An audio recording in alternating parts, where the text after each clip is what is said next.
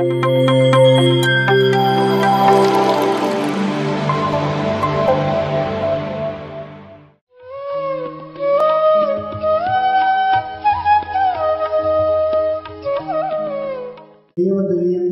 ಹೇದಿರಾವತಾರ ಶ್ರೀ ಬಸವೇಶ್ವರ ಪ್ರಾತಸ್ಮರಣೆಯನ್ನು ಆರಾಧ್ಯ ಗುರುದೇವನನ್ನು ಸ್ಮರಿಸಿಕೊಂಡು ಭರತಖಂಡದ ಋಷಿಪುಂಗರನ್ನ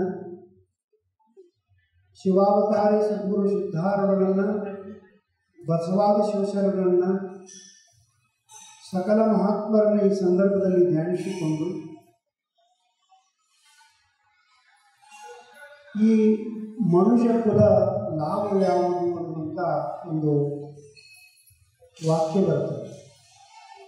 ಈ ಮನುಷ್ಯನಿಗೆ ಶ್ರೇಷ್ಠವಾದದ್ದು ಯಾವುದರಿಂದ ಆಗ್ತದೆ, ಏನನ್ನು ಮಾಡಿ ನಾವು ಏನು ಪಡಿಬೇಕು ಅಂತಕ್ಕಂಥದ್ದು ನಮ್ಮಲ್ಲಿ ಜ್ಞಾನ ಬೇಕಾಗ್ತದೆ, ಅದರ ಜೊತೆ ಸಂಸ್ಕಾರ ಬೇಕಾಗ್ತದೆ. ಅದು ಯಾವ ಸಂಸ್ಕಾರ ಅಂತಂದರೆ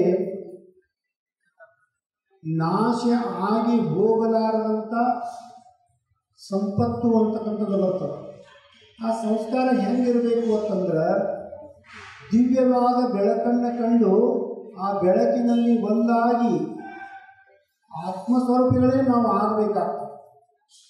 ಅದು ಯಾವುದರಿಂದ ಅಂತಂದ್ರೆ ಅನೇಕ ಮಹಾತ್ಮರು ಒಂದೊಂದು ಸಾಧನ ಚತುಷ್ಟನಾಗಿ ಒಂದೊಂದು ಸಾಧನೆಯನ್ನು ಮಾಡ್ಕೊಂತ ಬಂದರು.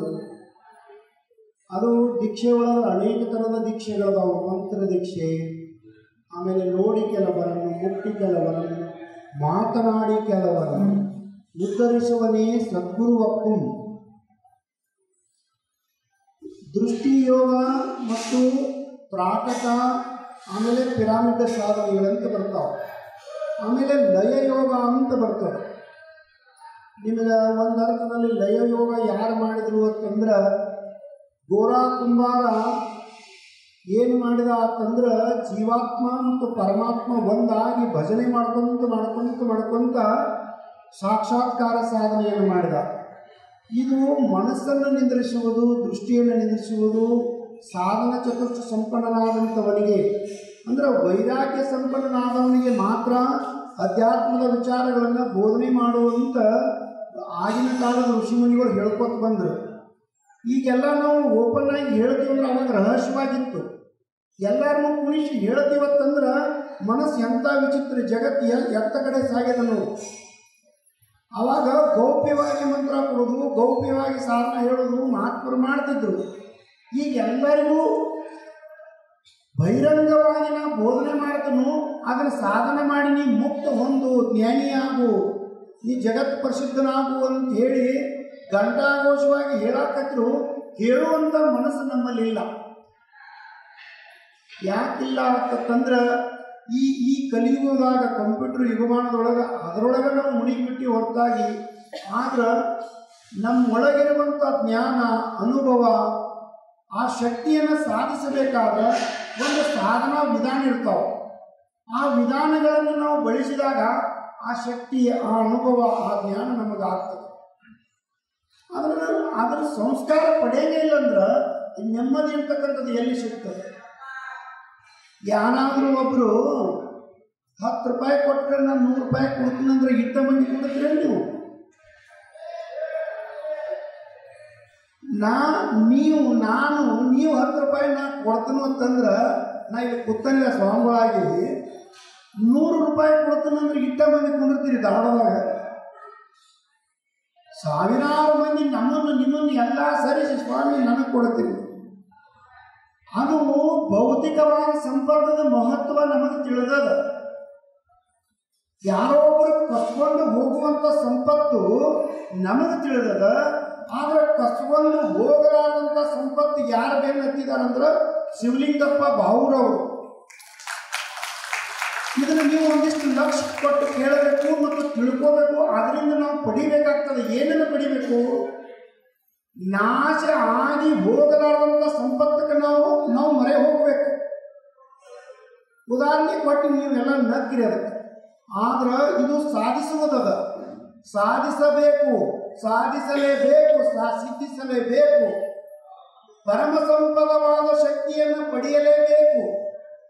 ಲೋಕಾರೂಢಿ ವ್ಯವಹಾರದೊಳಗೆ ಭೌತಿಕ ಸಂಪತ್ತು ಬೇಕು, ಆದ್ರೆ ನಮ್ಮ ಆ ಸಂಪತ್ತಿಗೋಸ್ಕರ ನಮ್ಮ ಸಮಾಧಾನ ನಮ್ಮ ನೆಮ್ಮದಿ ಕಳ್ಕೊಳ್ಳಕ್ಕೆ ಹೋಗಬಾರ್ದು. ಭೌತಿಕ ಸಂಪತ್ತು ಇರಬೇಕು, ಮನುಷ್ಯನಿಗೆ ಬದುಕಲಿಕ್ಕೆ ಎಷ್ಟು ಬೇಕೋ ಅಷ್ಟು ಇರಬೇಕು. ಆದರೆ ನಾವು ನೀವೆಲ್ಲ ಏನು ಮಾಡಿವು, ಅದು ನಾಶ ಆಗಿ ಹೋಗುವಂಥ ಸಂಪತ್ತಿಗೆ ಬೆನ್ನತ್ತೀವು.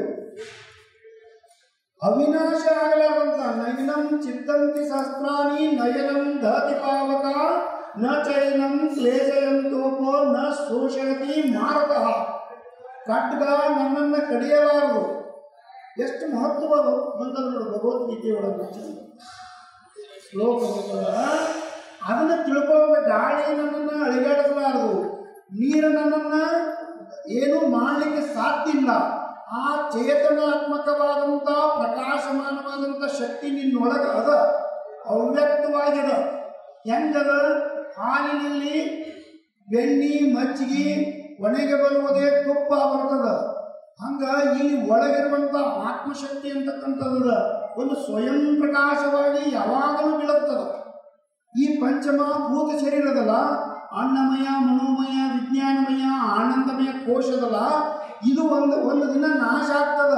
ಆದ್ರೆ ಅಧ್ಯಾತ್ಮದ ಇರುವಿಕೆ ಅದು ಏನಪ್ಪ ಅಂದ್ರೆ, ಯಾವುದನ್ನು ತಿಳಿಬೇಕೋ ಅದನ್ನು ತಿಳಿದ ಬಳಿಕ ಮತ್ತೊಂದು ತಿಳಿಯುವುದು ಇಲ್ಲವೋ ಅದನ್ನೇ ನಾವು ತಿಳಿಬೇಕಾಗಿದೆ. ಈಗ ಒಬ್ಬ ಮಹಾತ್ಮರಿಂದ ದೇವತೆಗಳಿಂದ ಹಿಂದೆ ಒಂದು ಬಿಳಿ ಪ್ರಕಾಶ ಇರ್ತದೆ, ಅದಕ್ಕೆ ಅವರ ಅಂತಾರೆ, ಆತ್ಮಶಕ್ತಿ ಅಂತಾರೆ. ಅದು ನಾವು ಏನು ಮಾಡಬೇಕು ಅಂದ್ರೆ ಸಾಧನೆಯಿಂದ ಇದಿರಿಟ್ಟಳಿಬೇಕಂತ ನೋಡಿ, ನಮ್ಮ ಇದ್ರಿಗೆ ಬರಬೇಕು ಆ ಬೆಳಕು. ಆ ಬೆಳಕನ್ನು ನಾವು ಇದ್ದಾಗಲೇ ಕಂಡ್ರೆ ನಮ್ಮ ಜೀವನ ಮೋಕ್ಷ ಅಂತಕ್ಕಂಥದ್ದು ಪಡೀತದ. ಆ ಬೆಳಕನ್ನು ಪಡೆಯುವಂಥ ಸಾಮರ್ಥ್ಯವೇ ನಮ್ಮ ಶರಣರಾದಂಥ ಶಿವಲಿಂಗಪ್ಪ ಬಾವರವರು. ಅವರಷ್ಟೇ ಮಾಡುವುದಲ್ಲ, ನಿಮ್ಮನ್ನೆಲ್ಲ ಕರ್ಕೊಂಡು ಆ ಪರಮ ಸಂಪದವಾದ ಶಕ್ತಿಯನ್ನು ನಾವು ಮೈಗೂಡಿಸ್ಕೋಬೇಕು, ಅದನ್ನು ಸಾಧಿಸಬೇಕು, ನಾವು ಮುಕ್ತಿಯನ್ನು ಹೊಂದಬೇಕು ಅಂತಕ್ಕಂಥ ವಿಚಾರವನ್ನು ಇಟ್ಟುಕೊಂಡಂಥ ಶಿವಲಿಂಗಪ್ಪ ಬಾವರವರು ಬಹಳ ಕಳಕಳಿಯಿಂದ ನಿಮ್ಮನ್ನೆಲ್ಲ ಕುಣಿಸಿ ಅದನ್ನು ಅಧ್ಯಾತ್ಮ ಚಿಂತನದ ಕಡೆ, ಒಂದು ಯೋಗ ಸಾಧನೆ ಕಡೆ ನಿಮ್ಮನ್ನು ಎಳೆದುಕೊಂಡು ಆ ಪರಮ ಸಂಪದವಾದವನ್ನು ಕೊಡಬೇಕಂತ ಉದ್ದೇಶದ. ಅದು ಅವರಿಗೆ ಆ ಸದ್ಗುರುನಾಥ ಇನ್ನೂ ಹೆಚ್ಚಿನ ಶಕ್ತಿಯನ್ನು ಕೊಟ್ಟು ಈ ಸಮಾಜವನ್ನು ಉದ್ಧಾರ ಮಾಡಲಿ ಅಂತೇಳಿ ನಮ್ಮೆರಡು ಮಾತುಗಳನ್ನು ತಿಳಿಸುತ್ತೇವೆ. ಶುಭಂ ಭೂಯ. PMC ಕನ್ನಡ ಚಾನೆಲ್ ಅನ್ನು ಲೈಕ್ ಮಾಡಿ, ಶೇರ್ ಮಾಡಿ, ಸಬ್ಸ್ಕ್ರೈಬ್ ಮಾಡಿ ಮತ್ತು ಮಾಡಿಸಿ. ಎಲ್ಲರಿಗೂ ಧನ್ಯವಾದಗಳು.